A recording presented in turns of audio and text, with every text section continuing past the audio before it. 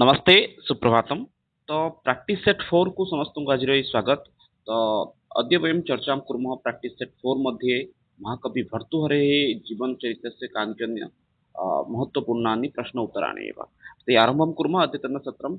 तो आजिर सेसनକୁ आरम्भ କରିବା ପୂର୍ବରୁ ଯୋଉମାନେ ମଧ୍ୟ ତ ନୂଆ ଅଛନ୍ତି ତ ସେମାନେ ଆମର ଯୋଉ ସୋସିଆଲ ମିଡିଆ ସାଇଟକୁ ଫଲୋ କରିପାରିବେ। ଏଇଠୁ ଆପଣମାନେ ଦେଖନ୍ତୁ ଆପଣମାନଙ୍କର ଯଦି ଜାଣିବାକୁ ଚାହୁଁଛନ୍ତି ଯେ ଆପଣମାନଙ୍କର ସିଲାବସ୍ କ'ଣ ରହିଛି, ଆପଣଙ୍କୁ କୋଉ କୋଉ ବହିକୁ ଫଲୋ କରିବାକୁ ପଡ଼ିବ, ଏ ସବୁର ଜିନିଷ ଆପଣମାନଙ୍କୁ ଏଇଠୁ ଆରାମସେ ଡିଟେଲରେ ପାଇଯିବେ।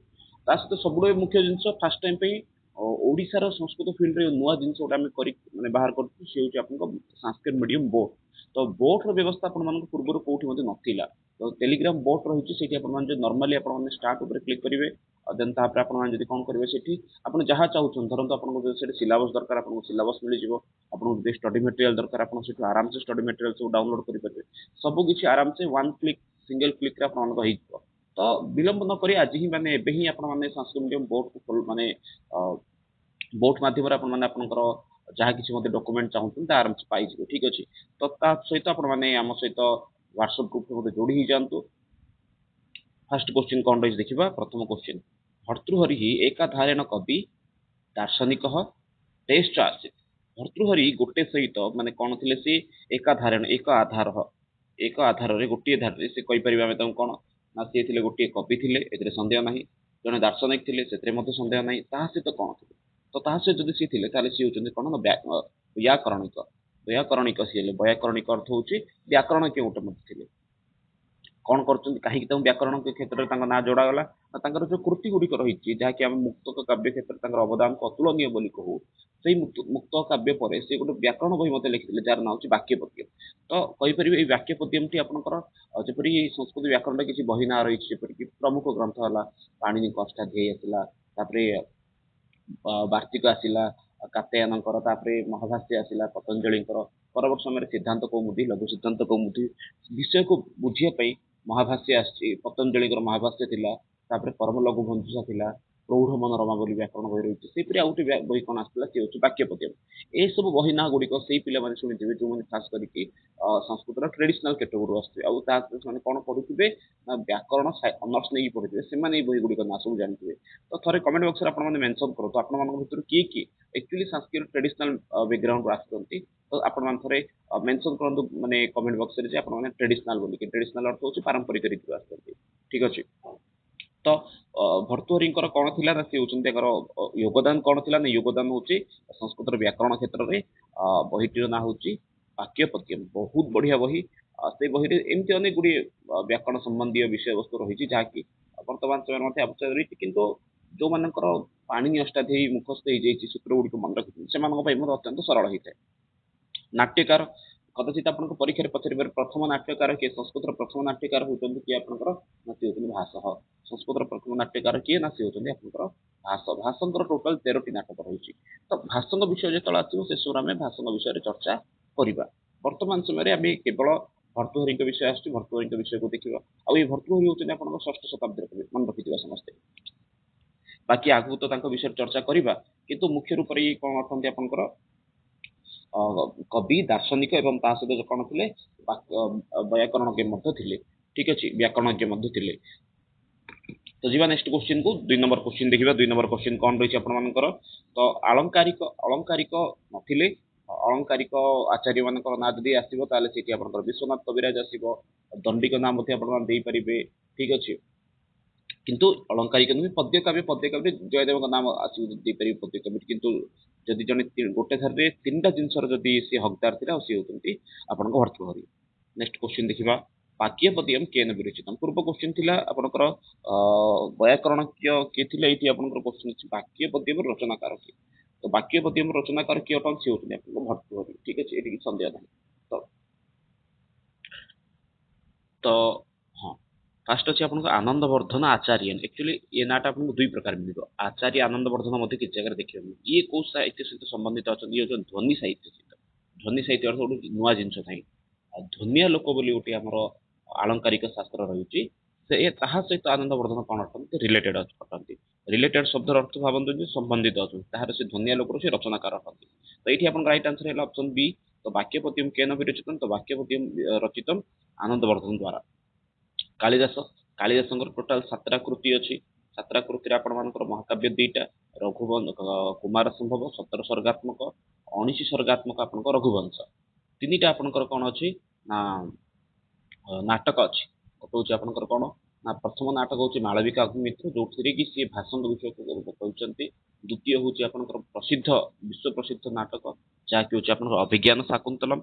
3 ନମ୍ବର ନାଟକ ହେଉଛି ବିକ୍ରମ ଉର୍ବଶୀୟମ୍ ଏବଂ ସେଇଭଳି 2ଟା ଖଣ୍ଡକାବ୍ୟ ରହିଛି। ଗୋଟେ ହେଉଛି ଆପଣଙ୍କର ଋତୁ ସଂହାର ଏବଂ ଆଉ ଗୋଟେ ହେଉଛି ଆପଣଙ୍କର ମେଘଦୂତ। ଠିକ୍ ଅଛି, ତ ଇଏ ହେଲା ତାଙ୍କର କୃତି ଗୁଡ଼ିକ କହିପାରିବେ। ତ ଯିବା ପୂର୍ବରୁ ଆପଣମାନଙ୍କ ପାଇଁ ମୁଁ ଗୋଟେ ଆନ୍ସର କ୍ୱେଶ୍ଚିନ୍ ଛାଡ଼ିକି ଯାଉଛି। ତ ବିଶାଖା ଦତ୍ତ, ଏଇଠି ଗୋଟେ ନାଁ ଆସିଛି ଆପଣଙ୍କର ବିଶାଖା ଦତ୍ତ। ଏଇ ବିଶାଖା ଦତ୍ତ ଆକ୍ଚୁଆଲି କ'ଣ ରଚନା କରିଛନ୍ତି ତାକୁ ଆପଣମାନେ କମେଣ୍ଟ ବକ୍ସରେ ମେନସନ୍ କରନ୍ତୁ। ଠିକ୍ ଅଛି, ଖୁସି ଲାଗେ ଆକ୍ଚୁଆଲି ଯେ ବହୁତ ଜଣ ଆକ୍ଚୁଆଲି ଆନ୍ସରକୁ କମେଣ୍ଟ ବକ୍ସରେ ମେନସନ୍ କରନ୍ତି। ଆଉ କିଛି ଜଣ ମେନସନ୍ କରନ୍ତି ଯେଉଁମାନେ ମୋତେ ନିରନ୍ତର ରୂପରେ ଦେଖନ୍ତି ସେମାନେ କମେଣ୍ଟ ବକ୍ସରେ ଆନ୍ସରକୁ କୁହନ୍ତି। ତ ଗୁଗଲ କରିକି ମୋତେ ଲେଖିପାରିବେ, କିନ୍ତୁ ନିଶ୍ଚିତ ରୂପରେ ଆନ୍ସର ଲେଖନ୍ତୁ। ଆନ୍ସର ଲେଖିବା ଦ୍ୱାରା ଆପଣଙ୍କର ଗୋଟେ ଅଭ୍ୟାସ ହେବ। ଠିକ୍ ଅଛି, ବାକ୍ୟପଦ୍ୟମ ଆପଣଙ୍କର କିଏ ରଚନା କରିଛନ୍ତି ତ ସିଏ ହେଲା ଆପଣଙ୍କର ଭର୍ତ୍ତୃହରି ରଚନା କରିଛନ୍ତି। ବାକି ଏଇ 3 ଜଣ ଆନନ୍ଦବର୍ଦ୍ଧନ ଦ୍ୱନ୍ଦ୍ୱାଲୋକର ଭର୍ତ୍ତୃହରିଙ୍କର ତ 4ଟା କୃତି ଜାଣିଛନ୍ତି ସମସ୍ତେ। ମୁକ୍ତ କାବ୍ୟ 3ଟା, ଯେପରିକି ଆପଣଙ୍କର ନୀତି ଶତକ, ଶୃଙ୍ଗାର ଶତକ, ବୈରାଗ୍ୟ ଶତକ ଏବଂ ସମାନ ରୂପରେ ଆପଣଙ୍କର ବାକ୍ୟପଦ୍ୟ। କାଳିଦାସଙ୍କର 7ଟା ବିଷୟ ଚର୍ଚ୍ଚା କଲେ। ଆପଣମାନଙ୍କ ପାଇଁ କ୍ୱେଶ୍ଚିନ୍ ଛାଡ଼ିକି ଯାଉଛି, ବିଶାଖା ଦତ୍ତଙ୍କ ଦ୍ୱାରା ରଚନା କରାଯାଇଥିବା ବହିର ନାଁ କ'ଣ? ନେକ୍ସଟ କ୍ୱେଶ୍ଚିନ୍ ଦେଖିବା। ଏତେଷୁ କିମ୍ ଭର୍ତ୍ତୃହରି ନା କିମ୍ ନ ଭର୍ତ୍ତୃହରିଣା ବିରଚିତମ୍। ଏମାନଙ୍କ ଭିତରୁ ଭର୍ତ୍ତୃହରି ଆକ୍ଚୁଆଲି କ'ଣ ରଚନା କରିନାହାନ୍ତି। କ୍ୱେଶ୍ଚିନ୍ ଦେଖନ୍ତୁ ଆପଣ ଟିକେ ଉଲ୍ଟା ପଚାରିଛି। ଏ ଭିତରୁ ଭର୍ତ୍ତୃହରିଙ୍କ ଦ୍ୱାରା ରଚିତ କାବ୍ୟ କୋଉଟା ନୁହେଁ? ନୀତି ଶତକ, ଶୃଙ୍ଗାର ଶତକ, ଋତୁ ସଂହାର, ବୈରାଗ୍ୟ ଶତକ। ଯଦି କହିବେ ଏଇ ଭିତରେ ରାଇଟ୍ ଆନ୍ସର କ'ଣ କହିବା ଆମେ? ଏମାନଙ୍କ ଭିତରୁ ଭର୍ତ୍ତୃହରିଙ୍କ ଦ୍ୱାରା ରଚନା କରାହେଇନି କୋଉଟା? ନୀତି ଶତକ, ଶୃଙ୍ଗାର ଶତକ, ଋତୁ ସଂହାର ଅଥବା ବୈରାଗ୍ୟ ଶତକ। ତ ଦେଖନ୍ତୁ ଫାଷ୍ଟ ଏଇ ଯୋଉ ମୁକ୍ତକ କାବ୍ୟ କ୍ଷେତ୍ରରେ ୟାଙ୍କର ଯୋଗଦାନ ବହୁତ ଅତୁଳନୀୟ ରହିଛି। ତାଙ୍କର ଫାଷ୍ଟ କାବ୍ୟ ହେଉଛି ଯୋଉଟା ହେଉଛି ଶୃଙ୍ଗାର ଶତକ। ବିଭିନ୍ନ ସ୍ଥାନରେ ବିଭିନ୍ନ ପ୍ରକାର ମତ ରହିଛି ଯେ ଆକ୍ଚୁଆଲି ଶୃଙ୍ଗାର ଶତକର ଏକ୍ଜାକ୍ଟ ଶ୍ଲୋକ ସଂଖ୍ୟା କେତେ, କିମ୍ବା ନୀତି ଶତକର ଏକ୍ଜାକ୍ଟ ଶ୍ଲୋକ ସଂଖ୍ୟା କେତେ, କିମ୍ବା ବୈରାଗ୍ୟ ଶତକର ଏକ୍ଜାକ୍ଟ ଶ୍ଲୋକ ସଂଖ୍ୟା କେତେ, ପ୍ରାୟତଃ କୌଣସି ବହିରେ ମଧ୍ୟ ସ୍ଥିର ନାହିଁ। କାହିଁକି ନା ସେଠି କ'ଣ କରାଯାଇଛି, ଆକ୍ଚୁଆଲି ଶତକ ଲେଖା ହେଇଛି ମାନେ 100ଟା ଶ୍ଲୋକ ତ ଅଛି, କିନ୍ତୁ କୋଉଠି ଅପବାଦ ରୂପରେ 110 ଅଛି, କୋଉଠି 11 ଅଛି। ଯେପରିକି ଉଦାହରଣ ପାଇଁ ଆପଣଙ୍କୁ କହିଦେଉଛି, କିଛି ସ୍ଥାନରେ ଆପଣ ଯଦି ନୀତି ଶତକ ବହି ଦେଖିବେ ତାହେଲେ ସେଇଟା 111ଟା ବୋଲି ଲେଖା ହେଇଛି। ବୈରାଗ୍ୟ ଶତକରେ ମଧ୍ୟ 111 ବୋଲି ଲେଖା ହେଇଛି। ଆଉ ଶୃଙ୍ଗାର ଶତକରେ 103 ବୋଲି ଲେଖା ହେଇଛି। କିନ୍ତୁ ଆପଣଙ୍କୁ ଯଦି କିଏ ପଚାରେ ଯେ ଆକ୍ଚୁଆଲି ଆପଣଙ୍କର କେତେଟା ଲେଖାଏଁ ଶ୍ଲୋକ ଅଛି, ତ ସେଇଠି ଆପଣଙ୍କର 100 ଶ୍ଲୋକ ଅଛି। କିନ୍ତୁ ଯେହେତୁ ସେ ସମୟରେ କ'ଣ ନଥିଲା, ମାନେ ସ୍ପଷ୍ଟ ବିଷୟ ନଥିଲା, ପରବର୍ତ୍ତୀ ସମୟରେ ଯୋଉମାନେ ମଧ୍ୟ ତାକୁ ତାଳ ପଥିରୁ ମାନେ ଉଦ୍ଧାର କରିଛନ୍ତି ସେମାନେ ସେଥିରେ କ'ଣ କରୁଛନ୍ତି, ଗୋଟେ ଦିଟା କାଟି ଦେଇଛନ୍ତି ଅଥବା ଗୋଟେ ଦିଟା ମିଶେଇ ଦେଇଛନ୍ତି। ସେଥିପାଇଁ ଏକ୍ଜାକ୍ଟ ଲୋକ ସଂଖ୍ୟା ମିଳେନି। ତ ଏଇ ବିଷୟରୁ ଆପଣମାନେ ସ୍ପଷ୍ଟ ହେଇଯାଇଥିବେ ଯେ ତାଙ୍କର କ'ଣ ଭର୍ତ୍ତୃହରିଙ୍କ ଦ୍ୱାରା ରଚନା ହେଇଥିବା ନୀତି ଶତକ, ଶୃଙ୍ଗାର ଶତକ, ବୈରାଗ୍ୟ ଶତକ। ଯଦି କୋଉଟା ରଚନା କରାଇନି ତାହେଲେ ସେଇଟା କୋଉଟା ନା ସେ ହେଉଛି ଆପଣଙ୍କ ଋତୁ ସଂହାର। ଋତୁ ସଂହାର ରଚନା କରାଯାଇଛି କାଳିଦାସଙ୍କ ଦ୍ୱାରା। ରାଇଟ୍ ଆନ୍ସର ଆପଣଙ୍କ ହେଉଛି କାଳିଦାସ। ଠିକ୍ ଅଛି, କାଳିଦାସଙ୍କ ଦ୍ୱାରା ରଚନା କରାଯାଇଛି ଋତୁ ସଂହାର। ଏଇଠି ଆପଣଙ୍କର ଶ୍ଲୋକ ସଂଖ୍ୟା କେତେ ଅଛି? ଶ୍ଲୋକ ନୁହେଁ, ଏଠି 6ଟା ଋତୁର ବର୍ଣ୍ଣନା କରାଯାଇଛି। ଯୋଉ ଆମର 6ଟା ଋତୁ ଆମେ ଅନୁଭବ କରୁଛନ୍ତି ସେଇ 6ଟା ଋତୁକୁ ଏଠି ବର୍ଣ୍ଣନା କରାଯାଇଛି। ଆଉ ଇଏ ହେଉଛି ଆପଣଙ୍କର ଗୋଟେ କ'ଣ ନା ଖଣ୍ଡକାବ୍ୟ ଅନ୍ତର୍ଭୁକ୍ତ ଅଟେ। ଠିକ୍ ଅଛି, ତ ତ ଯିବା ପରବର୍ତ୍ତୀ ପ୍ରଶ୍ନକୁ। ତ ପାଖାପାଖି ମୋଟାମୋଟି ରୂପରେ ଆପଣମାନଙ୍କର ଆଇ ଥିଙ୍କ ଡାଉଟ୍ କ୍ଲିୟର ହେଇଯାଇଥିବ ବୋଲି ଭାବୁଛି ମୁଁ। ତ ଆପଣମାନଙ୍କ ଯଦି କିଛି ସନ୍ଦେହ ରହୁଛି ତାହେଲେ ଆପଣମାନେ ସେ ବିଷୟକୁ ମଧ୍ୟ କମେଣ୍ଟ ବକ୍ସରେ ମେନସନ୍ କରନ୍ତୁ। ତ ଆଜି ପର୍ଯ୍ୟନ୍ତ ଆପଣମାନେ ଦେଖୁଥିବେ ଡେଲି 2ଟା ଲେଖେ କ୍ଲାସ୍ ହଉଥିଲା, କିନ୍ତୁ ଆଜିଠୁ ଆପଣମାନଙ୍କର ଟିକେ କ୍ଲାସ୍ରେ ଡିଲେ ହେବ। ଏମିତିକି ଯେମିତି ଚାଲିବ ଆକ୍ଚୁଆଲି କିଛି ବିଜି ସ୍କେଡ୍ୟୁଲ୍ ପାଇଁ ଆପଣମାନଙ୍କର ଡେଲି 2ଟା ଲେଖେ କ୍ଲାସ୍ କରିବାଟା ସମ୍ଭବପର ହେଉନି। ତ ଗୋଟିଏ ଲେଖାଏଁ କ୍ଲାସ୍ ହେବ ଆପଣମାନଙ୍କର ବର୍ତ୍ତମାନଠୁ ଆରମ୍ଭ କରିକି। କିନ୍ତୁ ଆପଣମାନେ କଣ୍ଟିନ୍ୟୁ କ୍ଲାସ୍ କରନ୍ତୁ। ଧୀରେ ଧୀରେ ମଝିରେ ମଝିରେ ଯେଉଁ ସୁବିଧା ହେବ ଛୁଟି ଦିନରେ 2ଟା ଲେଖାଏଁ କ୍ଲାସ୍ କରିବା। ଅନ୍ୟଥା ଯେଉଁ ପର୍ଯ୍ୟନ୍ତ ଆପଣଙ୍କର ମାନେ କିଛି ଦିନ ପର୍ଯ୍ୟନ୍ତ ଏମିତି ଯେହେତୁ ପୁରା ବିଜି ସ୍କେଡ୍ୟୁଲ୍ ଚାଲିଛି, ତ ସେଥିପାଇଁ ଆପଣଙ୍କୁ ଗୋଟିଏ ଲେଖାଏଁ କ୍ଲାସ୍ ହେବ। ଯିବା ନେକ୍ସଟ କ୍ଲାସ୍ ଯିବା, ନେକ୍ସଟ କ୍ୱେଶ୍ଚିନ୍ ଯିବା। ଶୃଙ୍ଗାର ଶତକମ୍ ଏକମ୍ କିମ୍। ଶୃଙ୍ଗାର ଶତକ ଗୋଟେ କ'ଣ ଅଟେ ଆପଣଙ୍କର? ଶୃଙ୍ଗାର ଶତକ ଗୋଟେ ଆପଣଙ୍କର କ'ଣ ଅଟେ? ଇଏ ହେଉଛି ଆପଣଙ୍କ ଗୋଟେ ଗୋଟେ ଗଲା କ'ଣ କହିପାରିବା ଆକୁ ଆମେ? ଦେଖନ୍ତୁ ଏଇଠି ତ ଆପଣଙ୍କର ଅପସନ୍ ନାହିଁ। କ'ଣ ଅପସନ୍ ଏକ୍ଚୁଆଲି ରହିବା କଥା କ'ଣ ଏଇଠି ଆପଣଙ୍କର? ନା ଏଇଠି ଆପଣଙ୍କର ରହିବା କଥା ମୁକ୍ତକ କାବ୍ୟମ୍ ବୋଲି ଆସିବା କଥା ଅପସନ୍। ଏଠି ତ ଆପଣଙ୍କ ମୁକ୍ତ କାବ୍ୟ ନାହିଁ, ତାହେଲେ ଇଏ କୋଉ ପ୍ରକାର କାବ୍ୟ ଅଟେ? ତ ଇଏ ତ ନୀତି ଶାସ୍ତ୍ର ସମ୍ବନ୍ଧୀୟ ନୁହେଁ, ଏଥିପାଇଁ ନୀତି କାବ୍ୟମ୍ ହେଇପାରିବନି। ଖଣ୍ଡ କାବ୍ୟ ମଧ୍ୟ ନୁହେଁ, କଥା କାବ୍ୟମ୍, ଏଠି ଗପ ହିଁ ନାହିଁ। ଠିକ୍ ଅଛି, ତ ଅଛି ଯଦି କ'ଣ ତାହେଲେ ସେ ହେଉଛି ଆପଣଙ୍କ ଇଏ ହେଉଛି କ'ଣ ଗୀତି କାବ୍ୟ, ନାକୁ ଆପଣ ଗାଇବା ପାଇଁ ସମ୍ଭବ। ତ ରାଇଟ୍ ଆନ୍ସର ଆପଣଙ୍କ ଏଠି କ'ଣ ନା ସେ ହେଉଛି ଆପଣଙ୍କର ଗୀତି କାବ୍ୟ। ଶୃଙ୍ଗାର ଶତକମ୍ ଏକମ୍ ଗୀତି କାବ୍ୟମ୍। ପରବର୍ତ୍ତୀ ଯିବା। ତା ପୂର୍ବରୁ ସାମାନ୍ୟ ରୂପରେ ଆପଣଙ୍କର ଖଣ୍ଡକାବ୍ୟ ନାଁ ଯେହେତୁ ଆସିଛି, ନୀତି କାବ୍ୟ ନାଁ ଯେହେତୁ ଆସିଛି, ନୀତି କାବ୍ୟରେ ଆପଣଙ୍କର କ'ଣ କ'ଣ ଯାଉଛି? ନୀତି କାବ୍ୟରେ ଆପଣମାନଙ୍କ ଯାଉଛି ନୀତି ଶତକମ୍ ଆସିଯିବ ଆପଣମାନଙ୍କର, ଚାଣକ୍ୟ ନୀତି ଆସିଯିବ, ଶୁକ୍ର ନୀତି ଆସିଯିବ, ଏଇପରି କିଛି ଆପଣଙ୍କ ନୀତି ଶତକରେ ଆପଣଙ୍କର ନାଁ ଆସିଯିବ। ଠିକ ଅଛି, ଏଠି ରାଇଟ୍ ଆନ୍ସର କ'ଣ ଜାଣିପାରିଲେ? ଶୃଙ୍ଗାର ଶତକ ହେଉଛି ଆପଣଙ୍କର ଗୋଟେ ଗୀତିକାବ୍ୟ। ଯେଉଁ ଗୀତିକାବ୍ୟକୁ ବା ଶୃଙ୍ଗାର ଶତକକୁ ନିଜର ଜୀବନର ପ୍ରାରମ୍ଭିକ ସମୟରେ ରଚନା କରିବାର ପ୍ରାରମ୍ଭିକ ସମୟରେ ଭର୍ତ୍ତୃହରି କ'ଣ କରିଥିଲେ? ରଚନା କରିଥିଲେ। ଅର୍ଥାତ୍ ଯୌବନ ଅବସ୍ଥାରେ ଏଇ ଶୃଙ୍ଗାର ଶତକକୁ ରଚନା କରିଥିଲେ। ଶୃଙ୍ଗାର ଶତକ ରଚନା କରିବାର କ'ଣ ତାତ୍ପର୍ୟ ଥିଲା ନା, କିପରି ଜଣେ ପୁରୁଷ ବା ମହିଳା ଅନ୍ୟ ଜଣେ ପୁରୁଷ ବା ମହିଳାକୁ ଆକର୍ଷିତ କରାଇ ପାରିବ, ସେଇ ବିଷୟକୁ ଏଠି ସେ ସ୍ପଷ୍ଟ ରୂପରେ ଉଲ୍ଲେଖ କରିଥିଲେ। ଠିକ ଅଛି, ଶୃଙ୍ଗାର ଶତକ ଗୋଟିଏ କ'ଣ ଆପଣଙ୍କର ଅଟେ ନା, ସେ ହେଉଛି ଆପଣଙ୍କର ଗୋଟେ ଗୀତିକାବ୍ୟ ଅଟେ। ଠିକ ଅଛି, ତ ଖଣ୍ଡକାବ୍ୟ ବିଷୟ ତ କ'ଣ ଜାଣିଲେ? ନୀତିଶାସ୍ତ୍ର ନୀତିକାବ୍ୟ ବିଷୟ ତ କ'ଣ ଜାଣିଲେ? ଖଣ୍ଡକାବ୍ୟ ଆପଣଙ୍କର ୟାକୁ ମଧ୍ୟ କୁହାଯାଏ, ମେଘଦୂତକୁ ମଧ୍ୟ ଗୋଟେ ଖଣ୍ଡକାବ୍ୟ ବୋଲି କୁହାଯାଏ, ଋତୁସଂହାର ମଧ୍ୟ ଆପଣଙ୍କର ଗୋଟେ ଖଣ୍ଡକାବ୍ୟ ଅଟେ। ଗୀତିକାବ୍ୟର ଉଦାହରଣରେ ଆପଣଙ୍କର ଆହୁରି କ'ଣ ଆସିବ ନା, ଭକ୍ତ କବି ଜୟଦେବଙ୍କର ଗୀତ ଗୋବିନ୍ଦ ମଧ୍ୟ ଆପଣଙ୍କର କ'ଣ ଅଟେ ନା, କ'ଣ ଗୀତିକାବ୍ୟର ଗୋଟେ ଅନ୍ତର୍ଭୁକ୍ତ ଅଟେ। ୟାକୁ ମଧ୍ୟ ସାମାନ୍ୟ ରୂପରେ ମନେ ରଖିଥାନ୍ତି, କଦାଚିତ ଆପଣଙ୍କ ପରୀକ୍ଷାରେ ପଚାରିପାରେ। ଗୀତିକାବ୍ୟର ଅନ୍ତର୍ଭୁକ୍ତ ମଧ୍ୟ ଆପଣଙ୍କ ମେଘଦୂତ ବି ହେଇପାରିବ। ଏଇଟା ନୁହେଁ ଯେ କେବଳ ଏଇ ଶୃଙ୍ଗାର ଶତକ ବୋଲି। ଠିକ ଅଛି, ଗୀତିକାବ୍ୟ ସେ ମଧ୍ୟ ଗୋଟେ ଆପଣଙ୍କ ଉଦାହରଣ। ନେକ୍ସଟ ଗୋଟେ ଶ୍ଲୋକ ଦେଇଦେଲା 5 ନମ୍ବର କୋଶ୍ଚିନ୍ରେ ଏବଂ ପଚାରିଲେ କୋଉଠୁ ସଂଗ୍ରହ କରାଯାଇଛି? ରେ ରେ ଚାତକ ସାବଧାନ ମନସା ମିତ୍ର କ୍ଷଣଂ ଶ୍ରୂୟତାମ୍ ମମ୍ଭୋଧା ବହବହ वसन्ति गगने सर्वे अपि ନୈତାଦୃଶାଃ ଇତି ଶ୍ଲୋକ କୁତଃ ଆନିତ। ଏଇଭଳି କୋଶ୍ଚିନ୍ ଆକ୍ଚୁଆଲି ମୋ ଦୃଷ୍ଟିରେ ଏକ୍ଜାମରେ ପଚାରିବା କଥା ନୁହେଁ। ଭାଇ ଦେଖ, ନୀତି ଶତକ ଆପଣ କହୁଛନ୍ତି କ'ଣ ବୋଲିକି ନା, ଭର୍ତ୍ତୃହରିଙ୍କର ଜୀବନ ଚରିତ୍ର। ତ ଭର୍ତ୍ତୃହରିଙ୍କ ଯୋଉ ଜୀବନ ଚରିତ୍ର ପଚାରିବାର ଅଛି, ତାହେଲେ ଏଇ କୋଶ୍ଚିନ୍ଟା ମାନେ ଗୋଟେ ଏକ୍ଜାକ୍ଟ ଶ୍ଲୋକଟି ଦେଇଦେଇକି ଆଉ ଏଇ ଶ୍ଲୋକଟା କୋଉଠୁ ଆସୁଛି, ଏଇଟା କାହା ପାଇଁ ମଧ୍ୟ କଷ୍ଟଦାୟକ ଅଟେ। ମାନେ ଯୋଉମାନେ ରେଗୁଲାରଲି ପାରାୟଣ କରୁଛନ୍ତି ସେମାନଙ୍କ ପାଇଁ ତ ସହଜ, କିନ୍ତୁ ଯୋଉମାନେ ରେଗୁଲାର ପାରାୟଣ କରୁନାହାନ୍ତି, ଯୋଉମାନେ କେବଳ କ'ଣ ଅଛନ୍ତି, ଖାସ କରିକି ମଡର୍ଣ୍ଣ କେତେଗୁରୁ ଆସନ୍ତି, ସେମାନଙ୍କ ପାଇଁ ତ ଏଗୁଡିକ ଭାରି କଷ୍ଟ। ତ କହିବା ଏଠି ରେ ରେ ଚାତକ ସାବଧାନ ମନସା ମିତ୍ର କ୍ଷଣଂ ଶ୍ରୂୟତାମ୍ ବମ୍ବୋଧା ବହବହ वसन्ति गगने सर्वेपि नैतादृशः इति श्लोककृत आदित। द्वितीय शतकम, ଶୃଙ୍ଗାର ଶତକମ୍, ଋତୁସଂହାର ଅଥବା ବୈରାଗ୍ୟ ଶତକମ୍। ତ 5 ନମ୍ବର କୋଶ୍ଚିନ୍ ଆପଣଙ୍କର କ'ଣ ଅଛି? ରେ ରେ ଚାତକ ସାବଧାନ ମନସା ମିତ୍ର କ୍ଷଣଂ ଶ୍ରୂୟତାମ୍ ଅମ୍ଭୋଧା ବହନ୍ତି ବସନ୍ତି ଗଗନେ ସର୍ବେ ଅପି ନୈତାଦୃଶାଃ। ତ ଏଇ ଶ୍ଲୋକଟି ଆପଣଙ୍କର କୋଉଠୁ ଆସିଛି? ଇଏ ଆପଣଙ୍କର ମୁଖ୍ୟତଃ ଆସିଛି ନୀତି ଶତକ। ଠିକ ଅଛି, ନୀତି ଶତକର କେତେ ନମ୍ବର ପଡିଲା? ହଁ, ନୀତି ଶତକରୁ ଆସିଛି। ନୀତି ଶତକରେ କେତେ ନମ୍ବର ଶ୍ଲୋକ? ନୀତି ଶତକର ଏକ୍ଜାକ୍ଟଲି ଆପଣ ମାନେ କହିପାରିବେନି କେତେ ନମ୍ବର ଶ୍ଲୋକ, କାହିଁକିନା ଭିନ୍ନ ଭିନ୍ନ ସଂସ୍କରଣରେ ଭିନ୍ନ ଭିନ୍ନ ମତ ରହିଛି। ତଥାପି ଆପଣ 51 ବା 52 ନମ୍ବର ଶ୍ଲୋକ ବୋଲି କହିପାରିବେ। କ'ଣ କହୁଛି ଶ୍ଲୋକଟିରେ? ଚାତକ ପକ୍ଷୀ ବିଷୟରେ ଏଠି। ଚାତକ ପକ୍ଷୀ କ'ଣ କରୁଛି? ଆକାଶକୁ ଅନେଇକି ଥାଏ। ଆକାଶରୁ ପାଣି ପଡ଼ିଲେ ସେ କିଏ? ସେଇଭଳି ଭାବରେ ଚାତକ ପକ୍ଷୀ ଅନେଇକି ଥାଏ। ରେ ରେ ଚାତକ, ରେ ରେ ଚାତକ ଅର୍ଥ କହୁଛି ରେ ଚାତକ ସାବଧାନ ମନସା। ସାବଧାନ ଅର୍ଥ ଧ୍ୟାନ ମନରେ ସାବଧାନତାର ସହିତ ଶୁଣ। କ୍ଷଣଂ ଶ୍ରୂୟତାମ୍, କ୍ଷଣମ୍ ଅର୍ଥ ଗୋଟେ ସେକେଣ୍ଡ ପାଇଁ ଶୁଣିଦେ। ଅମ୍ବୋଧା ବହବହ ବସନ୍ତି ଗଗନେ, ଅମ୍ବୋଧା ଅର୍ଥ ହଉଛି ମେଘ। ବସନ୍ତି ଗଗନେ, ଆକାଶରେ ଅନେକ ଗୁଡ଼ିଏ ମେଘ ଅଛନ୍ତି।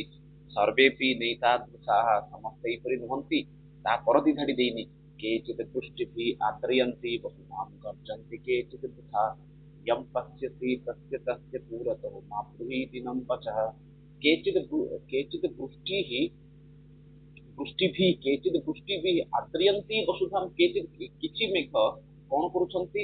ବର୍ଷା କରିକି ଭୂମିକୁ ଓଦା କରୁଛନ୍ତି। କେଚିତ୍ ଗର୍ଜନ୍ତି ବୃଥା, କିଛି ଜଣ କ'ଣ କରୁଛନ୍ତି? ବୃଥାରେ ଅଯଥାରେ ଗର୍ଜନ କରୁଛନ୍ତି। ୟଂ ୟଂ ପଶ୍ୟତି ତସ୍ୟ ତସ୍ୟ ପୁରତଃ ମା ବ୍ରୂହୀତି नं ବଚଃ। ୟଂ ୟଂ ପଶ୍ୟତି ତସ୍ୟ ପୁରତଃ, ଏଇଥିପାଇଁ ତୁମେ ଯେଉଁ ଯେଉଁ ମେଘକୁ ଦେଖୁଛ ତାହା ଆଗରେ ତୁମେ କ'ଣ କରନି? ନିଜର ୟାଚନା କରନି। ଅର୍ଥାତ୍ ଏଠି ଗୋଟେ ବହୁତ ବଢିଆ ଜିନିଷ ଲେସନ ଗୋଟେ ଏଠି ଦଉଛନ୍ତି। ଏଠି କହିପାରିବେ ସମାଜ ପାଇଁ ଯେ ରେ ଆମେ ମାନେ ସହାୟତା ପାଇଁ ଯାହା ତା ଆଗରେ ହାତ ବଢେଇ ଦେଇଥାଉ, ସମସ୍ତେ ସହାୟତା କରିନଥାନ୍ତି। ସେଇପରି ଭାବରେ ସେ ଚାତକଙ୍କୁ କହିଛନ୍ତି ଯେ ରେ ଦେଖ, ସମସ୍ତେ ସହାୟତା କରିବେ ବୋଲିକି ମାନେ ରହିଥାନ୍ତି, କିନ୍ତୁ ସମସ୍ତେ କରିନଥାନ୍ତି। ଉଦାହରଣ ଦେଇଛନ୍ତି ଚାତକର। ରେ ଚାତକ ପକ୍ଷୀ ସମସ୍ତଙ୍କ ଆଗରେ ନିଜର ୟାଚନା କରେ ନା, ସମସ୍ତଙ୍କୁ ପାଣି ମାଗେ ନା, ସମସ୍ତ ମେଘକୁ ଜଳର ୟାଚନା କରେ ନା। କାହିଁକି ନା ଆକାଶରେ ଅନେକ ଗୁଡ଼ିଏ ମେଘ ଅଛନ୍ତି, ସେ ଭିତରୁ କିଛି କେବଳ ଗର୍ଜନ କରନ୍ତି ଆଉ କିଛି ଜଣ ହିଁ ଜଳ ଦିଅନ୍ତି। ସେଥିପାଇଁ ସମସ୍ତଙ୍କ ଆଗରେ ନିଜର ଗର୍ଜନ କରିବାଟା ତୋ ପାଇଁ ଶୋଭାୟୁକ୍ତ ନୁହେଁ। ତ ଛାଡ଼ନ୍ତୁ, ଆମକୁ ଏତେ କ'ଣ ମିଳିବ, ଆମେ ମନେ ରଖିବା ଦରକାର କୋଉଠି ରହିଛି, ସେ ହେଉଛି ନୀତି ଶତକ। ତା ପରବର୍ତ୍ତୀ ଶ୍ଲୋକ ଦେଇଛି କିଂ କନ୍ଦର୍ପସରಂ କନ୍ଧର କଦರ್ಥୈସିରେ କୁଦଣ୍ଡଟଙ୍କରାତ୍କମ୍ ରେ ରେ କୋକିଲ କୋମଲಂ କଳରବಂ କିମ୍ବା ପୃଥା ଜଲସି ଇତି ଶ୍ଲୋକ କସ୍ମାତ୍ ଆନିତ। ଏଇ ଶ୍ଲୋକଟା ଆପଣଙ୍କର କୋଉଠୁ ଆସିଛି ବୋଲି ଏଠି କୋଶ୍ଚିନ୍। ଠିକ ଅଛି, ଶ୍ଲୋକଟା ଦେଖିପାରୁଥିବେ ସମସ୍ତେ। କଣ ଆସୁଛି ନୀତି ଶତକ, ଶୃଙ୍ଗାର ଶତକ, ବୈରାଗ୍ୟ ଶତକ ଅଥବା କାଦମ୍ବରିଆ। ପୁରା ଶ୍ଲୋକଟା ଯଦି ଦେଖିବେ, ଏଇଠି ପୁରା ଶ୍ଲୋକ ଦେଇନି, ପୁରା ଶ୍ଲୋକଟା କଣ ଅଛି? କିମ୍ ତନ୍ତର୍ପମ୍ ସରମ୍ କନ୍ଦର୍ପେ कदर्थयसि रे कोदण्डटङ्करितै रे रे कोकिल कोमलं कलरवं किं वा वृथा जल्पसि मुग्धे स्निग्ध विदग्ध चारु मधुर मधुरैलालै कटाक्षरलै चैतश्चुम्बितश्चन्द्रचूड चरणाध्य अमृतं वर्तते। तो पूरा श्लोकटाକୁ ଯଦି ଦେଖିବେ ଆପଣ ଏଠି କଣ କହୁଛନ୍ତି, କିମ୍ କୋଉଠୁ ଆସିଛି ଫାଷ୍ଟ ଦେଖି ଦିଅନ୍ତୁ। ଏଇ ବିଷୟଟା ଆପଣଙ୍କର କୋଉଠୁ ଆସିଛି? ଇଏ ଆପଣଙ୍କର ଆସିଛି କୋଉଠୁ? ନେଇ ଆସିଛି ଆପଣଙ୍କ ଶୃଙ୍ଗାର ଶତକରୁ। କଣ କହିଛି ଏଠି? କିମ୍ କନ୍ଦର୍ପ କରମ୍ କଦର୍ଥୟସି ରେ କୋଦଣ୍ଡ ଟଙ୍କାରିତୈ। ତ କଣ କହୁଛନ୍ତି? ରେ କନ୍ଦର୍ପ, କନ୍ଦର୍ପ ଅର୍ଥ ହଉଛି ଆପଣଙ୍କର କାମଦେବ। ରେ କାମଦେବ କଦର୍ଥୟସି କୌଦଣ୍ଡ ଟଙ୍କାରିତମ୍। ତୁମେ କାହିଁକି ସେ ଧନୁ ମାନେ କଣ ଅଛି ଏଠି? କାମଦେବଙ୍କର ପାଞ୍ଚଟି ସ୍ୱର ରହିଛି, ଠିକ ଅଛି। ତ କହୁଛି ଅଯଥାରେ ତୁମେ କଣ କରୁଛ? ଧନୁରେ ତୁମେ କଣ କରୁଛ? ଗୁଣ ବାନ୍ଧୁଅଛ, କାହିଁକି କଷ୍ଟ ଦଉଛ? ମାନେ ରେ ରେ କୋକିଲ କୌମଲମ କଳରବମ୍ କିମ୍ବା ବୃଥା ଜଳସି। ତ ପ୍ରଥମ ଧାରରେ ସେ କହିଲେ, ଏଇଟା ଆପଣ ଆସିଲା ଶୃଙ୍ଗାର ଶତକରୁ ଆସିଲା। ରିରି କନ୍ଦର୍ପ ସ୍ୱରରେ କାମଦେବ କାହିଁକି ଅଯଥାରେ କୋଦଣ୍ଡ ଟଙ୍କାରିତମ୍, କାହିଁକି ସେଇ ବାଣରେ ଗୁଣ ଚଢଉଛୁ? ରେ ରେ କୋକିଲ, ରେ କୋଇଲି, କୋମଳମ କଳରବମ୍ କିମ୍ବା ବୃଥା ଜଲସି, କାହିଁକି ଅଯଥାରେ ତୁ କଣ କରୁଛୁ? ଶବ୍ଦ କରୁଛୁ। ତାପରେ ଗୋଟେ ଧାରରେ ଦେଲା ମୁଗ୍ଧେ ସ୍ନିଗ୍ଧ ବିଦଗ୍ଧ ଚାରୁ ମଧୁରୈ ମଧୁରୈ ଲୋଲେ କଟାକ୍ଷର ଲେଇ। କଣ କହୁଛନ୍ତି ଏଇଠି? ତାପରେ ଦେଲେ ଚତୁର ସୁନ୍ଦର ମଧୁର ଚଞ୍ଚଳ କଟାକ୍ଷ ଯୁକ୍ତ ତୁମର ଏଇ ଆବଶ୍ୟକତାକୁ ମୁଁ କଣ କରୁଛି? ବୁଝିପାରୁଅଛି। କିନ୍ତୁ ଶେଷ ଧାରରେ ଦେଇଛନ୍ତି, ଦେଇନି, ଏଇଠି ଦି ଧାରି ଦେଇଛି। ଚେତଶ୍ଚୁମ୍ବିତ ଚନ୍ଦ୍ରଚୂଡ ଚରଣ ଧ୍ୟାନମୃତମ ବର୍ତ୍ତତେ। ଆଉ ମୋର ବର୍ତ୍ତମାନ ସମୟରେ କଣ ହେଇଯାଇଛି? ମୁଁ ବର୍ତ୍ତମାନ ସମୟରେ ଭଗବାନ ଚନ୍ଦ୍ରଚୂଡଙ୍କ ପାଖରେ ମୋର ଚରଣକୁ ସମର୍ପିତ କରିଦେଇଛି। ଏଥିପାଇଁ ତୁମେ ତମ ଆଡକୁ ଆକର୍ଷଣ କରିବା ପାଇଁ ଚେଷ୍ଟା କର ନାହିଁ। ଶୃଙ୍ଗାର ଶତକର ଅଂଶ ଅଟେ। 7 ନମ୍ବର ଶ୍ଲୋକ ପୁଣି ଥରେ ଆଉ ଗୋଟେ ଶ୍ଲୋକ ଦେଲା। रोग रोगे रोग भयं कुले स्यूति भयं वित्ते नृपाद भयं मान माने जैन्य भयं बले रिपु भयं रूपे जरा भयं इति श्लोक कुतः आगत। नॉर्मली एटा आपनकर आसी कोठु ना वैराग्य शतकରୁ ଆସିଛି। पूरा श्लोकटाକୁ ଦେଖିଥିଲି। पूरा श्लोकटा कौन कହୁଛି? भोगे रोग भयं, एक्चुअली एटा रोगे रोग भयं, भोगे रोग भयं कुले स्यूति भयं वित्ते नृपादि भयं माने दैन्य भयं, जैन्य नुहे दैन्य भयं, बले रिपु भयं रूपे जराया भयं शास्त्रे वादि भयं गुणे फल भयं कार्ये कृतान्य कृतांतात भयं सर्ववस्तु सर्ववस्तु भयान्वितं भूपीन्द्रूणां वैराग्ये एव अभयं। कौन कौच ये आपंकर हूँ वैराग्य शतकर प्रायतः 32 नंबर श्लोक बोली कहुई। तो भोगे रोग भयं, भोग जदि आप अधिक करेंगे रोग हबार संभावना रही। कुलेच्युत भयं, यदि आप विशिष्ट कूल अच्छी कूलच्युत हबार संभावना रही। बीते नृपा भयं, बीते अर्थ हूँ धन जदि अधिक अच्छी राजा भाई खंट व्यक्ति आसिक नहीं तार भय अच्छी। माने दैन्य भयं, यदि आप बहुत आप कौन सम्मान अच्छी आपंकर कौन हबार अच्छी ना सम्मान हानि हबार भय अच्छी। बड़े रिपु भय, जदि आप बलशाली अच्छा शत्रु भय अच्छी। रूपे जरा भयं, जदि आप रूप सुंदर अच्छी आपंकर कौन बार्धक्य आसिले बार्धक्यता प्राप्त हेल्ले असुविधा बोली सी संभावना रोचे।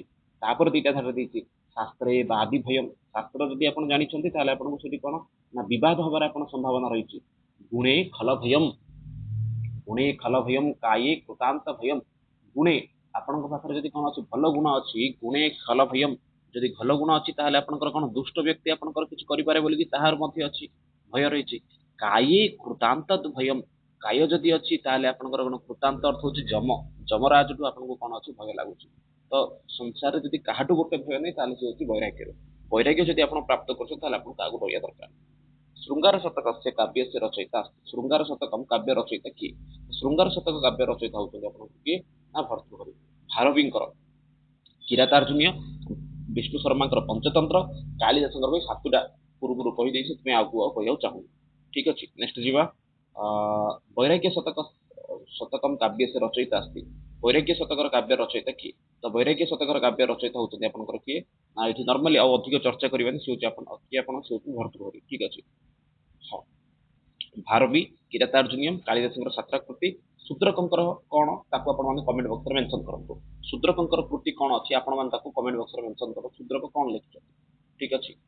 तो नेक्स्ट क्वेश्चन जीवा फटाफट देखी देखी जीवा नीति शतकम काव्य से रचयिता नीति शतकम काव्य रचनाकार किए नीति शतकम काव्य रचनाकार होते भर्तृहरि।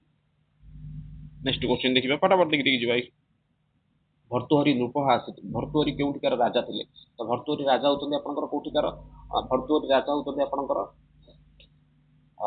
उज्जयिनी ठीक अच्छे। तो ମାନେ ପ୍ରାରମ୍ଭିକ ସମୟରେ ସେ ଦେଇଛନ୍ତି ଯେ ଧାରା ନଗରୀରେ ସେ ଜନ୍ମଗ୍ରହଣ କରିଥିଲେ କିନ୍ତୁ ପରବର୍ତ୍ତୀ ସମୟରେ ଆପଣ ଜାଣିପାରିବେ ସିଏ କୋଉଠିକାର ନା ମନ୍ତ୍ରୀ ହେଇଛନ୍ତି କୋଉଠି ନା ଉଜ୍ଜୟିନୀରେ ମନ୍ତ୍ରୀ ହେଇଛନ୍ତି ତ ସେଥିପାଇଁ ଉଜ୍ଜୟିନୀ କିଛି ରାଜଧାନୀ କରିକି ସେ କ'ଣ କରୁଛନ୍ତି ନା ସେଠିକା ସେ ରାଜା ହେଇଛନ୍ତି। ତ ରାଇଟ୍ ଆନ୍ସର ଆପଣଙ୍କର ଏଠି ହଉଛି କ'ଣ ନା ଉଜ୍ଜୟିନୀ ଠିକ ଅଛି। ନେକ୍ସଟ ଦେଖିବା 12 ନମ୍ବର ଭର୍ତ୍ତୃହରି ପତ୍ନୀ ଆସି ଭର୍ତ୍ତୃହରିଙ୍କର ପତ୍ନୀ କିଏ ଥିଲା ଭର୍ତ୍ତୃହରିଙ୍କର ପତ୍ନୀ ବିଷୟ ଯେତେବେଳେ ଆସେ ସେଇ ବିଷୟ ସମୟରେ ଜଣାପଡ଼େ ଯେ ଭର୍ତ୍ତୃହରିଙ୍କର ପତ୍ନୀ ହେଉଛନ୍ତି କିଏ ନା ସେ ହେଉଛନ୍ତି ପିଙ୍ଗଳା ଠିକ ଅଛି। ନେକ୍ସଟ ଦେଖିବା मुक्त काव्य से परंपरा यह अग्रणी कवि अस्ति मुक्त काव्यर यदि किए अग्रणी कवि ताले सी किए तो मुक्त काव्यर जदि परंपरा जदि अग्रणी कवि ताले से होउछन्ति भर्तृहरि षष्ठ शताब्दीर कवि जे कि निजर रचना बଳରେ समग्र संस्कृत साहित्य क्षेत्र गोटे जुगान्तकारी परिवर्तन आनिथिले या पूर्वरु आपण मान देखिବାକୁ पाइबेन जे मुक्त काव्य किंतु ये जो षष्ठ शताब्दीर ये जो कवि थिले ये कोन करथिले जुगान्तकारी परिवर्तन आनिथिले जोथि कि माने कहि परिबा आपण मान कोन बोलिथि जे संपूर्ण रूप रे माने ये जो परिवर्तन गोटे नहीं आसते ठीक अच्छे। या पूर्व ये जिनस आपको देखा मिलू ना जे स्व अनुभूतर अनुभवर कौन से गोटे लेखा किंतु ये से जिन नुआ जिन गोटे जोड़ी लोकों अत्यंत लाभदायक मत रही है।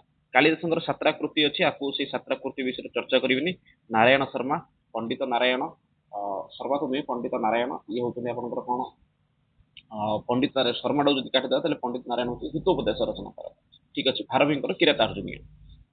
नेक्स्ट क्वेश्चन जीवा भर्तृहरि गुरु आसी भर्तृहरि गुरु किए थे समस्त गुरु कहीं ना किए था जपरी स्वामी विवेकानंद गुरु थे रामकृष्ण परमहंस से भाव ये भर्तृहरि गुरु किए अटंती ना सी होती गोरखनाथ गोरखनाथ हूँ आपंकर वर्तमान समय जो आम उत्तर प्रदेश मुख्यमंत्री जी अच्छा गोरखपुर स्वामी कौन अच्छा योगी आदित्यनाथ जो निर्वाचन क्षेत्र रही तार ना हूँ गोरखपुर तो सी होती से गोरखपुर गोरखनाथ से शिष्य अटंती आमान रूप से गोरखनाथ शिष्य थे भर्तृहरि। नीति शतकम काव्यम अस्त नीति शतकम काव्य गोटे कौन अटे नीति शतकम काव्य गोटे आपंकर कौन अटे खंड काव्य नुहे लघु काव्य नुहे महाकाव्य नुहे ये कौन कौन मुक्तक काव्य मुक्तक काव्यर गोटे अंश अटे किए ना आपंकर हूँ नीति शतक। खंड काव्य कौन ना आपंकर खंड काव्य कहीपर मेघदूत ऋतुसंगर एम खंड काव्य लघु काव्य बोली तो किसी ना महाकाव्य आप जानते महाकाव्य संख्या होती 5टी आपको लाइन रे जातु सब मन रखु सहज हम कुमार संभव 17 सर्ग विशिष्ट आपंकर किरातार्जुनीयम 18 सर्ग विशिष्ट भारवींकर कृति कुमार संभव कालिदास कृति ता परवर्ती आपंकर कौन आसुच्चंती 3 नंबर आसुच्चंती किए ना से रघुवंश 19 सर्ग विशिष्ट 19 सर्ग विशिष्ट जहाँकि आप रचना हूँ कालिदास तापर आस 20 सर्ग विशिष्ट जहाँ रचना हूँ शिशुपालबद्ध रचनाकार होती माघ एवं 22 सर्ग विशिष्ट जहाँ हूँ आपंकर नैषधीय चरितम जहाँ रचनाकार होती प्रियर्ष। तो ये आपंकर महाकाव्य गोटे पूरा पूरी आपको कहीदेली गोटे लिस्ट बोली कहीदेली जदि आपंकर बृहत्तरी पचारे बृहत्तरी आप गोटे काव्य जीवन दुईटा काव्य जीवन गोटे हूँ कुमार संभव आ गोटे आपंकर रघुवंश ये दुईटा को छाड़ी बाकी 3टा जो रहा जहाँकि आपंकर किरातार्जुनीयम शिशुपालबद्ध नैषधीय चरितम जीव। तो ब्रह्मा अपि न रंजयती क्यों व्यक्ति ब्रह्मा को मनोरंजन करें तो ये आपंकर प्रसिद्ध श्लोकटी अच्छे आगे हूँ कौन अज्ञम सुखम आराध्य सुखतरम आराध्यते नहीं एमती श्लोकटा अच्छे एक्जाक्ट पूरा श्लोकटा मोर मत हठात मन पड़ूनी। तो ब्रह्मा अपि न रंजयती अज्ञ विशेषज्ञ अहंकारी ज्ञान लब्धु विदग्धम तो आपंकर ये रईट ऑप्शन कौन रोचे ना आई थिंक ये आपंकर 7-8 नंबर बोधे श्लोक अटे से नीति शतक ही आसी श्लोकटा नीति शतकर सप्तम अथवा 8 नंबर 8 नंबर श्लोक अटे से जिनसा एक्चुअली कहुई कौन कहुई अज्ञ सुखतरम आराध्य माने अज्ञ माने जी अज्ञ अर्थ किसी जानी न से व्यक्ति को बुझे पार जो व्यक्ति अल्प जानी माने किसी जानी बुझे पार जो व्यक्ति कौन कर जो व्यक्ति को कहीपर कौन बोल कि ना टी अधिक जना अच्छी से व्यक्ति को कौन करेंगे जन बुझे पारे कि विशेषज्ञ किसी बुझे पारे कि ज्ञान लब्धु विदग्धम जी कौन अच्छी ना माने मूर्ख अच्छे से व्यक्ति के बुझे पार राइट आंसर आपन शेष ऑप्शन ठीक अच्छे। नेक्स्ट क्वेश्चन जीवा मौन मूर्खम देश मौन मूर्खम भूषणम यही सन्दर्भी गोटे क्वेश्चन मैंने आपंकर श्लोकटे पूर्व चर्चा करें ठीक अच्छे। तो मौन मूर्खम ଭୂଷଣ ମୌନ ମୂର୍ଖ ମାନଙ୍କର କଣ ଅଟେ ସଭାରେ ମୌନଟି ହଉଛି ମୂର୍ଖ ମାନଙ୍କ ପାଇଁ ଗୋଟେ କଣ ଅଟେ ସବୁଠୁ ବଡ ଅଳଙ୍କାର ଅଟେ ଏଇ ବିଷୟକୁ କୁହାଯାଇଛି ଠିକ ଅଛି। ତାପରେ ପରବର୍ତ୍ତୀ କ୍ୱେଶ୍ଚିନ୍ କୁ ଯିବା। ତିସ୍ର ଗତୟୋ ଭବନ୍ତି ତିନୋଟି ଗତି ହୋଇଥାଏ ତିମ୍ର ହେଇଯାଇଛି ତିସ୍ର ଗତି ଅଟେ ତିନୋଟି ଗତି ଅଟେ କାହାର ନା ସିଏ ହଉଛି ଧନର ତିନୋଟି ଗତି ବୋଲି ସେ କହିଛି କଣ କଣ ତିନିଟା କିପରି ହେଇଥାଏ ନା ପ୍ରାରମ୍ଭିକ ସମୟରେ ଅ କଣ କହୁଛି ନା ୟହ ନ ଖାଦତି ନ ଦଦାତି ଯୋଉ ବ୍ୟକ୍ତି ନା ଖାଇଥାଏ ନା ଦେଇଥାଏ ସେଇ ବ୍ୟକ୍ତିର ଥିବା ଧନ ତିନୋଟି ମାର୍ଗ ଦେଇକି ନଷ୍ଟ ହେଇଯାଇଥାଏ। ସେ କହୁଛି କଣ ମାନେ ଅତୃତୀୟ ମାର୍ଗରେ ନଷ୍ଟ ହେଇଯାଇଥାଏ ତାହା କଣ ନା ସେ ସେଇ ପଇସା ଡକ୍ଟରକୁ ଦେଇଥାଏ ଅଥବା ସେଇ ପଇସା ସେ ଓକିଲକୁ ଦେଇଥାଏ ବା ରାଜାକୁ ଦେଇଥାଏ ଏଇପରି ହେଇକି ସେ ବ୍ୟକ୍ତିର ପଇସା ସବୁ ନଷ୍ଟ ହେଇଥାଏ ବୋଲି କୁହାଯାଇଛି। କାହାର ତ ସମାନ ରୂପରେ କହିପାରେ ମାନେ ଏମିତି ଦିଟା ଜିନିଷ ଦେଇଛି ଧନସ୍ୟ ନ ହେଇପାରେ ଏଠି ବିତ୍ତସ୍ୟ ହେଇପାରେ ଠିକ ଅଛି। ନେକ୍ସଟ କ୍ୱେଶ୍ଚିନ୍ ଯିବା। ଜାଡିଆ ଧିଓ ହରତି ସଦାଚରଣ ପରୋପକାର ସତ୍ସଙ୍ଗତି ଧୈର୍ଯ୍ୟ ଜାଡିଆ 19 ନମ୍ବର କ୍ୱେଶ୍ଚିନ୍ ରହିଲା ଜାଡିଆ ଧିଓ ହରତି ସତ୍ସଙ୍ଗତି ରାଇଟ୍ ଆନ୍ସର ଆପଣଙ୍କର ଏଠି କଣ ନା ସତ୍ସଙ୍ଗତି। ଏଗୁଡିକ ଶ୍ଲୋକ ଗୁଡିକର ଗୋଟେ ଅଂଶ ୟାକୁ ଆପଣଙ୍କୁ ମାନେ ମନେ ରଖିବାକୁ ପଡିବ ଶ୍ଲୋକ ଗୁଡାକ ମନେ ରଖିଲେ ଯାଇକି ଆପଣ ମାନେ କଣ କରିପାରିବେ ପୁରାପୁରି ଏକ୍ସାକ୍ଟ ଜିନିଷଟାକୁ ମନେ ରଖିପାରିବେ ଠିକ ଅଛି। ମାନେ ରାଇଟ୍ ଆନ୍ସର କଣ ଆପଣ ମାନେ ଜାଣିପାରିବେ ଜାଡିୟମ ଧିଓ ହରତି ସତ୍ସଙ୍ଗତି ସନ୍ତୋଷହୀନ ସେ ଜୀବନମ ଭବତି ସନ୍ତୋଷହୀନ ଯାହା ଜୀବନରେ ସନ୍ତୋଷ ନାହିଁ ଆନନ୍ଦ ନାହିଁ ସେ ଜୀବନଟା କିପରି ହେଇଥାଏ ଶାନ୍ତିପୂର୍ଣ୍ଣମ ତାପରେ ଆପଣଙ୍କର କଣ ଦେଇଛି ନା ବୈରାଗ୍ୟପୂର୍ଣ୍ଣମ ଅଶାନ୍ତିପୂର୍ଣ୍ଣମ ଅଥବା ଆନନ୍ଦପୂର୍ଣ୍ଣମ। ଏବଂ ଯାହା ଜୀବନରେ ଶାନ୍ତି ନାହିଁ ତା ଜୀବନରେ ଆପଣ କହିପାରିବେ କିଛି ବି ନାହିଁ ବୋଲି ସନ୍ତୋଷହୀନ ଜୀବନ ଆପଣଙ୍କର କିପରି ହେଇଥାଏ ସନ୍ତୋଷ ଯୋଉ ଜୀବନ ଯାହା ଜୀବନ ସନ୍ତୋଷ ନାହିଁ ତ ତା ଜୀବନ ପୁରାପୁରି କଣ ଅଟେ ଅଶାନ୍ତିଯୁକ୍ତ। ସନ୍ତୋଷ ଅର୍ଥ କୌଣସି ବ୍ୟକ୍ତି ବିଶେଷ ବୋଲି ଭାବି ଦିଅନ୍ତୁ ସନ୍ତୋଷ ଅର୍ଥ ହଉଛି ଏଠି ଆପଣଙ୍କର ଆନନ୍ଦ ବିଷୟ ରହୁଛି ଯାହା ଜୀବନରେ ସନ୍ତୋଷ ନାହିଁ କିଛି ନାହିଁ ସେ ଜୀବନଟା କଣ ଅଶାନ୍ତି ସଙ୍ଗେ ସମାନ ଅଶାନ୍ତି ତା ଜୀବନରେ ସଦାସର୍ବଦା ରହିଥାଏ। 21 ନମ୍ବର ସତ୍ୟ ଭାଷଣ ନରହ ଭବତି ସତ୍ୟ ଭାଷଣ ସତ କହିବା ଦ୍ୱାରା ଲୋକଟି କଣ ହେଇଥାଏ ଧନ ସମ୍ପନ୍ନ ଧନ ପ୍ରବଳ ପ୍ରାପ୍ତି ହୋଇଥାଏ ଲୋଭୀ ହୋଇଥାଏ ନିର୍ଭୀକ ହୋଇଥାଏ ଏବଂ ଭୀରୁ ହୋଇଥାଏ ଭୀରୁ ଅର୍ଥ ଡରୁଆ କହିବା ଏଠି ଆପଣଙ୍କର କଣ ରାଇଟ୍ ଆନ୍ସର ରହୁଛି ସତ୍ୟ ଭାଷଣ 21 ନମ୍ବର କ୍ୱେଶ୍ଚିନ୍ ରହିଲା ଆପଣଙ୍କର ସତ୍ୟ ଭାଷଣ ସତ କହିବା ଦ୍ୱାରା ଲୋକଟି କଣ ହୋଇଥାଏ କହିବା ଏଠି ଆପଣଙ୍କର ସତ୍ୟ କଥନେନ ଜନଃ ନିର୍ଭୀକ ଭବତି ଡରୁଆ ମାନେ ଭୟ କରିନଥାଏ ଯେ ସତ କହିଥାଏ ସେ ତାକୁ ଡର ନଥାଏ। ଦାନ ଭୋଗ ନାଶ ଗତୟ ଭବନ୍ତି ବିତ୍ତସ୍ୟ ଏଇ ଶ୍ଲୋକଟା ପୂର୍ବରୁ ଯୋଉ କହୁଥିଲି ଆପଣଙ୍କର ଧନ ଦେଇଥିଲି ଯୋଉ ଅପସନ କହୁଥିଲି ସେ ଧନ ନୁହେଁ ସେଠି ଆପଣଙ୍କର କଣ ହବ ନା ବିତ୍ତସ୍ୟ ପଇସାର ତିନିଟା ଗତି ଅଟେ କଣ କଣ ନା ଦାନ ଭୋଗ ନାଶ ଗତୟ ଭବନ୍ତି ବିତ୍ତସ୍ୟ ଯୋଉ ବ୍ୟକ୍ତି ଦାନ କରିନଥାଏ ଯୋଉ ବ୍ୟକ୍ତି ଭୋଗ କରିନଥାଏ ଧନକୁ କେବଳ ସଞ୍ଚୟ କରିକି ରଖିଥାଏ ସେ ବ୍ୟକ୍ତିର ଧନଟି କଣ ହେଇଥାଏ ନା ନାଶ ତୃତୀୟଟାକୁ ପଳେଇଥାଏ ନାଶ ହେଇଥାଏ ବୋଲି କହିଛୁ। ନେକ୍ସଟ କ୍ୱେଶ୍ଚିନ୍ ଦେଖିବା ଗଙ୍ଗା ନଦୀ ଶିବସ୍ତ ସ୍ୱର୍ଗାତ ଆକାଶାତ ନରକାତ ତାଲାତ ଗଙ୍ଗା ନଦୀ ଶିବଙ୍କର କୋଉଠୁ ଆସିଛି ସ୍ୱର୍ଗରୁ ଶିବଙ୍କ ଠାରୁ କୋଉଠି ପଡିଛି ସ୍ୱର୍ଗରେ ଆକାଶରେ ନରକରେ ଅଥବା ତାଳରେ କହିବା ଏଠି ଆପଣଙ୍କ ରାଇଟ୍ ଆନ୍ସର କଣ ରହୁଛି ଏ ହଉଛି ଆପଣଙ୍କର ସ୍ୱର୍ଗ ଠିକ ଅଛି। ତ ନେକ୍ସଟ କ୍ୱେଶ୍ଚିନ୍ ଦେଖିବା ମାନେ ଗଙ୍ଗା ନଦୀର ବିଷୟରେ ଏଠି କୁହାଯାଇଛି ଗଙ୍ଗା ନଦୀ କିପରି ପୃଥିବୀ ପୃଷ୍ଠରେ ପଡିଛି ତ ସ୍ୱର୍ଗରୁ ଶିବଙ୍କର ଜଟାରୁ ପୁଣି ଥରେ ହିମାଳୟ ପର୍ବତରୁ ସେ କଣ କରୁଛି ଧରା ପୃଷ୍ଠକୁ ଆସିଅଛି ତ ଇଏ ହଉଛି ଗଙ୍ଗାର ମାନେ ଗତିଟି ଯଦି ସେଇଭଳି ଯଦି ମନୁଷ୍ୟ ମଧ୍ୟ ଅଧିକ କଣ କରିଥାଏ ନା ଦୁଷ୍ଟାମି କରିଥାଏ ତାହାର ମଧ୍ୟ ସେଇଭଳି ଭାବରେ ଧୀରେ ଧୀରେ ଅଧୋଗତି ହେଇଥାଏ ବୋଲି କୁହାଯାଇଛି। ବିଦ୍ୟା ଧନମସ୍ତି ଏଟେ ପ୍ରଚ୍ଛନ୍ନ ମୂଲ୍ୟ ରହିତମ ଅନମୋଲ ଦୃଶ୍ୟମ ବିଦ୍ୟା ଗୋଟେ କେଉଁ ପ୍ରକାର ଧନ ଅଟେ 24 ନମ୍ବର କ୍ୱେଶ୍ଚିନ୍ ଆପଣଙ୍କ ଆସିଲା କେଉଁ ପ୍ରକାର ବିଦ୍ୟା ପ୍ରଚ୍ଛନ୍ନ ଧନମ ପ୍ରଚ୍ଛନ୍ନ ଅର୍ଥ ହଉଛି ଗୁପ୍ତ ଧନ ବୋଲି କୁହାଯାଏ କିଛି କିଛି ସ୍ଥାନରେ ଇଏ ହଉଛି ଆପଣଙ୍କ ବିଦ୍ୟା ପ୍ରଚ୍ଛନ୍ନ ଧନ ଅଟେ। ନେକ୍ସଟ ଦେଖିବା ନ୍ୟାୟାତ ପଥ ପ୍ରବିଚଲନ୍ତି ପଦମ ନ ଡେସ୍ ବୀରାହ ଧୀରାହ କର୍ମବୀରାହ ନୀରାହ ନ୍ୟାୟାତ ପଥ ନ୍ୟାୟ ପଥରୁ କଣ କହୁଛି ପ୍ରବିଚଲନ୍ତି ପଦମ ନ ଡେସ୍ ନୀରାହ କର୍ମବୀରାହ ଭୀରାହ ଅଥବା ନୀରାହ 25 ନମ୍ବର ଶ୍ଲୋକ ଦେଇଛି କହିବେ ଏଠି ଆପଣଙ୍କ ରାଇଟ୍ ଆନ୍ସର କଣ ରହୁଛି କଣ ଆକ୍ଚୁଆଲି ଶ୍ଲୋକଟା ରହିଛି କହିଦଉଛି ପ୍ରଥମେ ନିନ୍ଦନ୍ତୁ ନୀତି ନିପୁଣା यदि वा स्तुवन्तु लक्ष्मी समाविशतु गच्छतु वा यथेष्टम् अद्यैव मरणं वा युगान्तरे वा न्यायात् पथ प्रविचलन्ति पदं न धीरा न्यायात् पथतः प्रविचलन्ति पदं न धीराः तो राइट आंसर आपनको एठी कोन आसी होची आपनको राइट आंसर होची धीराः न्याय पथर माने निंदन्तु नीति निपुणा यदि वा स्तुवन्तु नीति निपुण व्यक्ति माने अर्थात विद्वान व्यक्ति माने प्रशंसा करंतु अथवा गाली करंतु निंदा करंतु वा गाली करंतु ठीक अछि लक्ष्मी समाविशतु गच्छतु वा यथेष्टम धन संपत्ति इच्छा अनुसार आसु अथवा जाऊ अद्यैव मरणम अस्तु युगान्तरे वा आज ही मरण हो अथवा युगान्तरे बहुत दिन पर मरण हो न्यायात पथ प्रविचलन्ति पदम न धीरा न्याय पथरु केबे मध्य ए विद्वान व्यक्ति माने जाई नथांती ठीक अछि नेक्स्ट क्वेश्चन देखिबा सर्वे गुणा डेस आश्रयन्ति सर्वे गुणा कांचनम आश्रयन्ति ठीक अछि पूर्व गोटे संबंधी आपन श्लोकटी कहिथिली सर्वे गुणा कांचनम आश्रयन्ति बोली कि जेतोळ भर्तृहरिଙ୍କର एई जो नीति शतक पढैथिली थ्योरी क्लास सेठी कहिथिली तो बहुत माने अधिक डिस्कशन करबानी सर्वे गुणा कांचनम आश्रयन्ति साक्षात डेस पृच्छ विषाणहीन साक्षात डेस पृच्छ नरह पक्षी पशु अथवा कोपी नास्ति तो ये आपंकर कौन ना साक्षात अर्थ साक्षात किपरि आपणकर से पृच्छ विषाणहीन पृच्छ अर्थ लांगड़ विषाण अर्थ होची आपणकर सिंह सिंह नथिबा लोक सहित समान बोली कुआ जायछि काको एठी मनुष्य कुआ जायछि पशु सहित तुलना करायछि यस्य माने जहार नाही ज्ञान बुद्धि इत्यादि नाही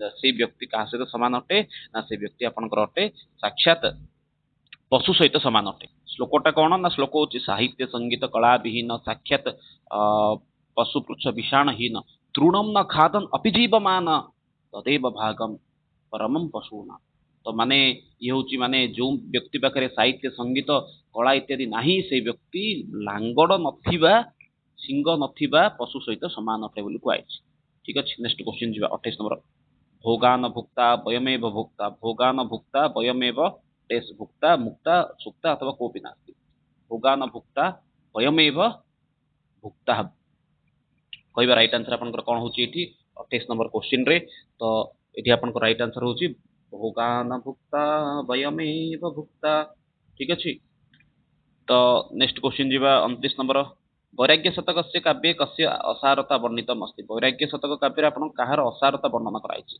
तो से होची आपनकर कोन संसार संसारर असारता को एठी वर्णन कराइछि लास्ट क्वेश्चन आजिर न बीटा न नटा न गायका न परद्रोहनन्ति बद्धस्य बुद्धस्य श्लोक अस्ति एई श्लोकटा आपनकर कोठा आसी न बीटा न नटा न गायका न परद्रोह निबद्ध बुद्धस्य एई श्लोकटा आपनकर कोठा आसी 30 नंबर श्लोक क्वेश्चन देछि वैराग्य शतक श्रृंगार शतक नीति शतक अथवा गीत गोविंद गीति गोविंद तो नहीं गीत गोविंद बोली कहि 30 नंबर क्वेश्चन रहिछि कहबा एठी आपन राइट आंसर कोन रहउछि तो ये आपनकर कोठा आसी ये होछि आपनकर तो बहुत बढ़िया एक्चुअली श्लोकटा एक्चुअली कहया गले पूरा पूरी श्लोकटा थरे सुनि दियंतु तो कोन कहउछि एठी न बिटा न नटा न गायका न परद्रोहो निबद्ध बुधयः रूप शद्मनि नाम केपयम स्तन भार नमिता न योषितः अर्थात एठी कहिछनि न बिटा प्रथम विषय होची न बिटा अर्थ होची राजांकर आमे मनोरंजन करिया लोक हि नुहे न नटा ना कि आमे नाच भी करूछु राजांकर मनोरंजन करिया पे किछि लोक थने भलो भलो मजादार कथा